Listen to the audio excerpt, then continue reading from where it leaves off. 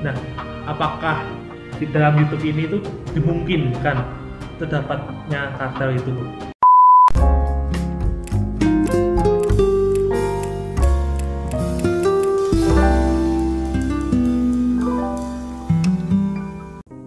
Halo guys, kembali lagi di Mr. Bosan. Ya guys, pada kesempatan kali ini kami berdua akan membahas sesuatu yang sedikit berbeda, yaitu kami akan membahas mengenai kartel.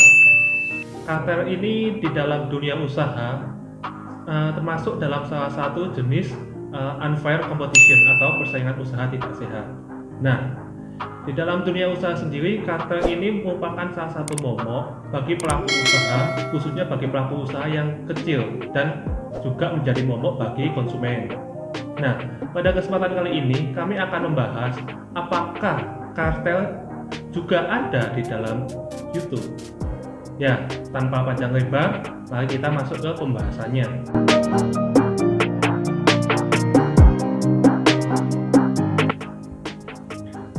Ya kok, sedikit aja kok. Sebenarnya kartel itu apa sih kok? Iya, secara dasar dulu. Kartel itu adalah suatu di mana ada perjanjian yang dimana itu dibuat oleh beberapa pihak pelaku usaha yang menciptakan suatu perjanjian di mana mereka sepakat untuk menjual suatu produk barang atau jasa untuk dipasarkan di masyarakat, tapi sudah diatur harganya berapa, terus pemasarannya bagaimana, dan nanti kompetisinya itu bagaimana. Jadi sudah ada pengaturan oleh beberapa pelaku usaha untuk mengatasi itu. Jadi sudah dibuatkan macam skemanya lah. Jadi antar pelaku usaha, khususnya biasanya pelaku usaha besar ya kok ya? Ya, kartel ini kebanyakan terdapat di sistem pasar yang oligopoli. Oh iya. Dimana di oligopoli ini sistemnya pasaran di mana suatu produknya itu sudah dia atur oleh beberapa pelaku usaha, ya kan? Dan di mana mereka telah dapat menetapkan harganya itu berapa, kemudian pemasarannya bagaimana. Jadi sudah diatur lah sekian macam bagaimana gitu. Jadi antar pelaku usaha yang mungkin pelaku usaha besar, ini mereka itu saling melakukan perjanjian ya. Betul. Misalnya pihak A, pihak B, pihak C ini ibaratnya mereka ini adalah yang megang pasar lah. Betul, jadi tidak ada lain yang megang selain mereka. Jadi yang kecil-kecil ini kan justru kan sangat dirugikan kan, seperti itu.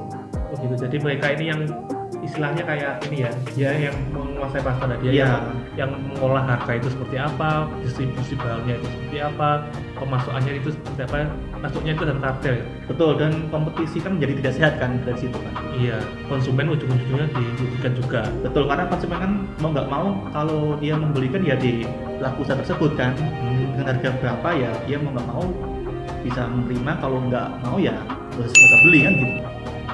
Nah, kalau misalnya kartel ini menjadi suatu momok bagi konsumen lah, ataupun bagi pelaku usaha yang ingin masuk ke dalam pasar tersebut. Nah, sebenarnya kartel ini kalau di Indonesia apakah sudah ada regulasi yang mengaturnya tuh?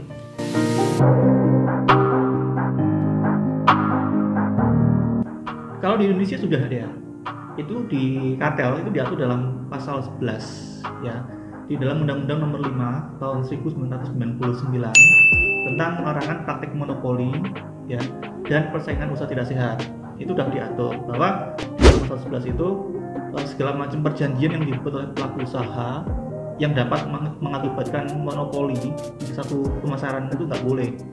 Jadi pelaku usaha ini yang beretikat tidak baik ya, dia membuat kesepakatan untuk mengatur harga pemasaran dan kompetisi itu nggak boleh. Jadi Dampaknya kartel ini juga bagi pelaku usaha yang mungkin masih kecil mau masuk ke pasar itu juga susah ya, karena kan dia kan ibaratnya ada orang baru yang mau masuk ke dalam pasar yang sudah dikelola oleh pengusaha-pengusaha yang telah besar. Jadi kan ibaratnya pasar ini sudah ada yang megang, kalau ada orang yang masuk itu susah ya. Susah karena sudah ada pembatasan si pelaku usaha tadi, dia membentuk satu grup sehingga pelaku usaha yang baru masuk, yang pemula istilahnya itu, sehingga dia sangat sulit untuk melakukan persaingan usaha gitu. Nah kalau seperti itu kok kartel ini sebenarnya itu ada sanksinya nggak sih yang membuat pelaku usaha ini untuk tidak melakukan kartel minimal?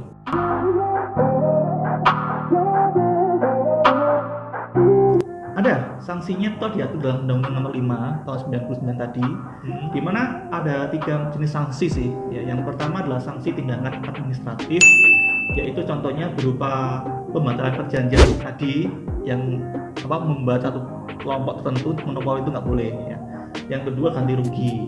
Ya kan? Kemudian sanksi berikutnya ada sanksi pidana. Ini bisa berupa sanksi pidana denda dan sanksi pidana kurungan. Dan yang ketiga adalah sanksi pidana tambahan.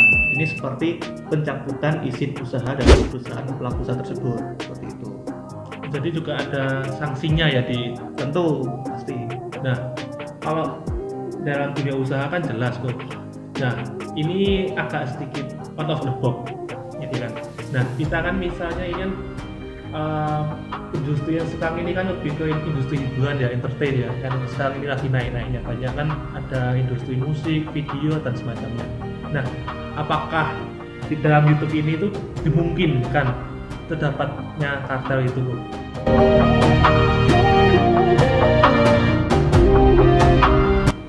Kartel kalau disangkutkan dengan YouTube ya, itu saya rasa nggak cocok sih ya, nggak tepat. Karena gini, kartel itu kan dibuat oleh beberapa pelaku usaha dalam perjanjian dan mereka ingin niatnya kan monopoli, ya kan. Dan produknya kan berupa barang atau jasa dan nanti kan masyarakat kan tidak bisa berbuat apa-apa gitu kan. Dan ini juga sebenarnya udah ada sih komisi pengawasan persaingan usaha untuk mengawasi para pelaku usaha ini. Kalau disangkutkan dengan YouTube ya, di YouTube sendiri itu saya rasa kalau kartel itu nggak tepat digunakan ya, ya, kurang tepat. Karena di YouTube sendiri mungkin kalau kita melihat ya contoh ya, kayak YouTuber A ini contohnya dia subscribernya masih ribuan, sedangkan YouTuber B ini subscribernya udah jutaan, dan YouTuber B ini bukan kartel tapi dia kolaborasi dengan YouTuber C yang sudah punya subscriber jutaan juga, ya kan. Sehingga mereka YouTuber yang sudah besar ini membuat collab seperti itu, membuat konten. Nah, itu kan nanti di YouTube sendiri kan sudah ada logaritmanya ya dari YouTube ya. Kalau yang melihat tuh berapa juta, kemudian dari subscribernya juga mempengaruhi, dan itu juga kembali ke penontonnya atau yang melihat gitu loh. Contohnya kalau masyarakat suka dengan video tersebut, maka dia akan mengklik, ya kan? Sehingga itu agak tidak tepat kalau disebut dengan kartel gitu loh. Karena kalau kolaps itu kan kembali lagi ke penontonnya, viewernya kan. Kalau yang lihat itu suka, dia pasti mengklik gitu loh. Kalau yang nggak suka ya nggak ditonton, kan seperti itu. Nah, kalau YouTuber yang kecil ini ya, yang masih pemula atau yang masih ribuan ini dia harus memutar otak, ya kan. Dia harus membuat semacam konten yang inovatif, yang kreatif, sehingga dia bisa bersaing dengan YouTuber udah besar, terutama YouTuber yang sudah punya nama seperti artis atau selebgram lah, segala macamnya itulah.